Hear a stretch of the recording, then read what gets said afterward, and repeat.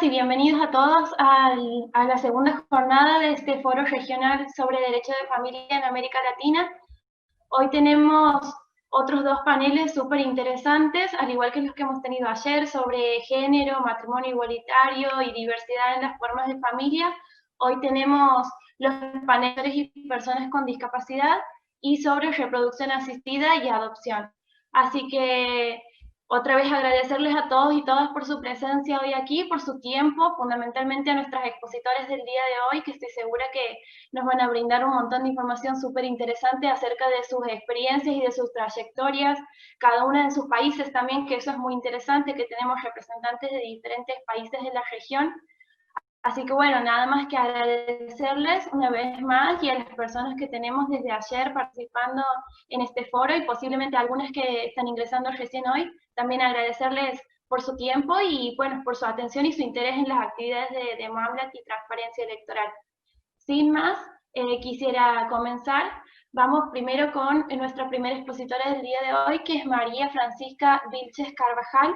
Ella es psicóloga clínica, trabaja en la unidad de trastornos psiquiátricos severos en consultorio de especialidades del Hospital Gustavo Frick, se pronuncia así, Frick, encargada del área de salud mental y capacitación de la Fundación Adultos Mayores de Chile. Es especialista en evaluación y estimulación neurocognitiva para el adulto mayor. Cuenta con un diplomado en psicogerontología educativa y social y evaluación neurocognitiva de la Universidad Católica de Santiago. También cuenta con una amplia experiencia en el trabajo clínico en demencias con personas mayores y sus familiares. Es psicóloga del Plan Nacional de Demencias en la Comuna del Bosque, responsable de desarrollo e implementación de los talleres de cuidadores, capacitación a funcionarios de APS en la implementación del GES de demencia. Una amplia trayectoria, Francisca, muchas gracias por estar hoy aquí con nosotros. Te doy la bienvenida y te doy la palabra para tu exposición. Muchas gracias. Muchas gracias, Valentina. Bueno, primero que todo, poder corroborar ahí la información. Yo estuve trabajando en la implementación del GES, pero eso fue hace un par de años ya. Actualmente me dedico a trabajar en la unidad de trastornos psiquiátricos severos del hospital público y también de forma privada, y en la Fundación Adultos Mayores Chile. Les voy a compartir la pantalla para que podamos partir con la presentación.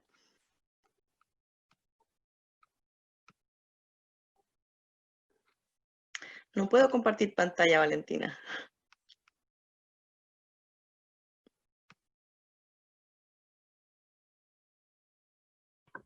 ¿Ahora?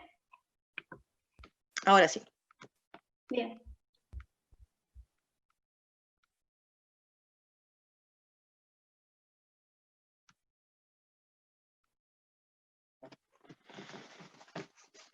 Ya.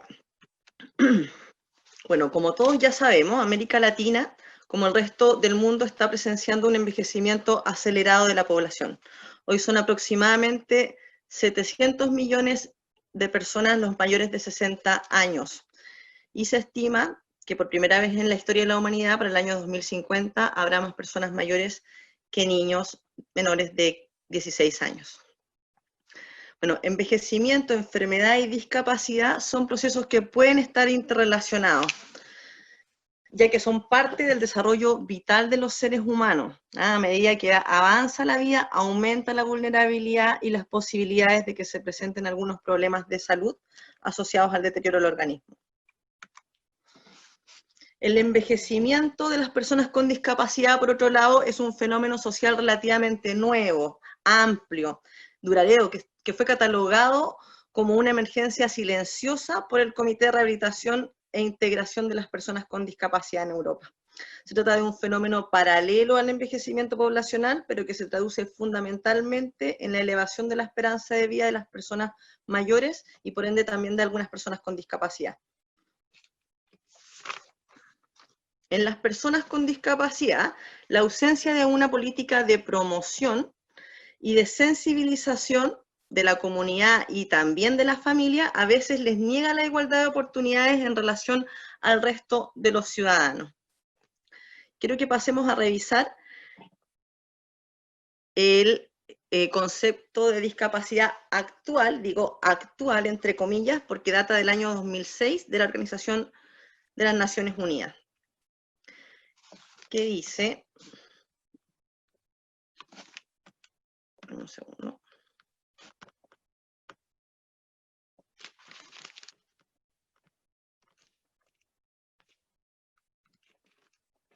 las personas con discapacidad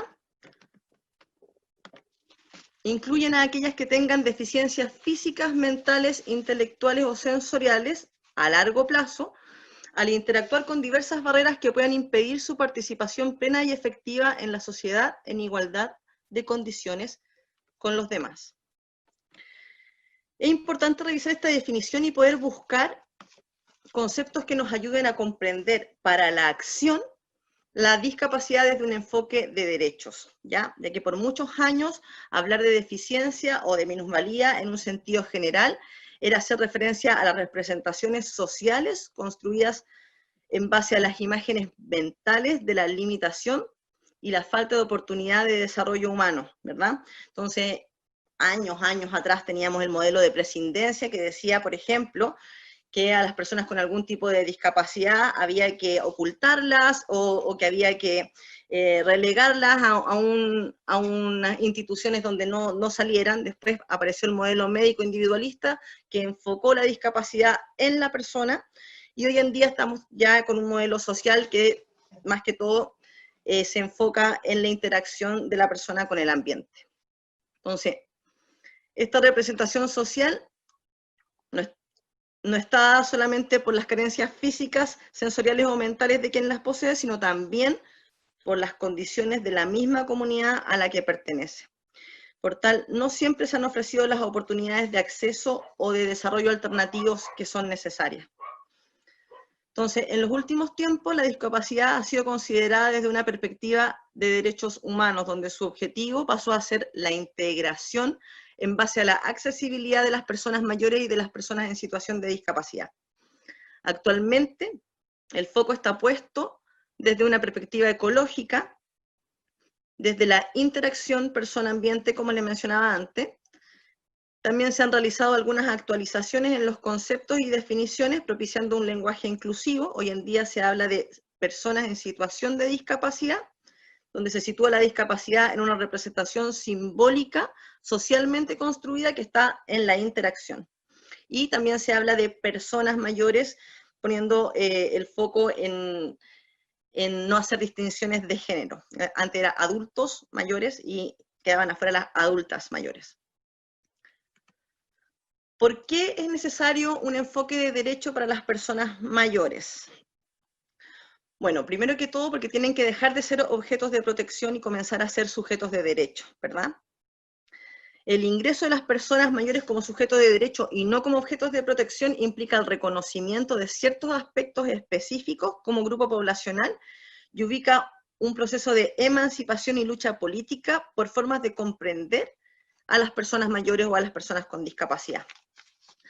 Entonces, es importante poder enfocar y realizar estos derechos en base a los pilares valóricos de los derechos humanos de las personas mayores, por ejemplo, que son procurar la dignidad, promover la solidaridad y la autonomía, y también promover y preservar la igualdad entre las personas. ¿Por qué es necesario un enfoque de derechos para las personas en situación de discapacidad?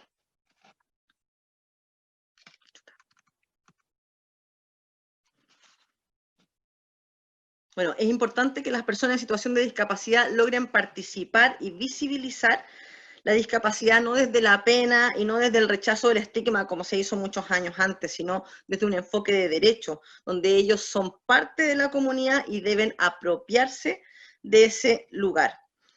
¿Ya? Y para eso es necesario promover el derecho a la igualdad de oportunidades de las personas con discapacidad con el fin de obtener su inclusión social, contribuyendo al pleno disfrute de sus derechos y eliminando cualquier forma de discriminación fundada en la edad o fundada en la discapacidad.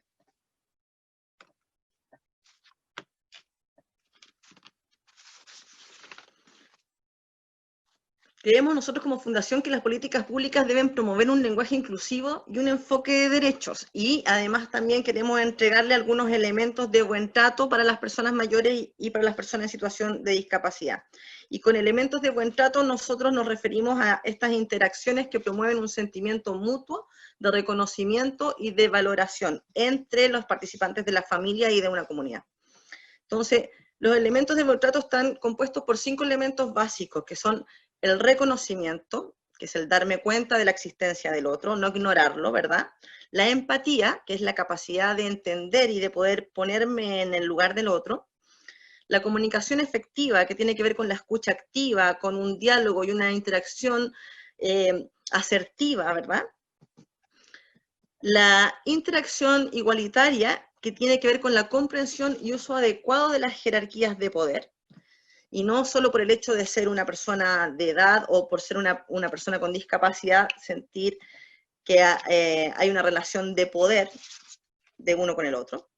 Y la negociación, que es la resolución de conflictos de manera de lograr acuerdos y solución entre las partes. Por otro lado, tenemos factores que se oponen al buen trato, ¿verdad? Que son, primeramente, los prejuicios, que es una actitud basada en una idea superflua, generalizada y errónea sobre la realidad. Por ejemplo, dentro de los prejuicios tenemos que las personas mayores ya no quieren aprender nada nuevo, que las personas mayores, ¿verdad?, ya no son productivas. También tenemos los estigmas, que es la marca o característica desacreditadora. Por ejemplo, esto que quiere decir que una persona con una discapacidad intelectual no pueda trabajar. La intolerancia, actitudes, predisposiciones que perjudican a grupos o a personas, como por ejemplo no aceptar que una persona con discapacidad entre a trabajar a mi grupo de trabajo. Estereotipo, modelos rígidos respecto a las características orales, intelectuales, de sexo o físicas de un determinado grupo, y finalmente llegar a la discriminación, que son conductas de menosprecio, distinción, restricción o preferencia arbitraria. Como algunas reflexiones finales, nosotros creemos que el desafío no está solo en actualizar modelos, teorías y conceptos, sino, o distintas leyes, sino en tener acciones concretas y prácticas que sean públicas y privadas, que garanticen la igualdad y la inclusión social de todas las personas. Y además creemos que la tolerancia y el respeto son claves para una sociedad de personas libres e iguales en dignidad y en derechos.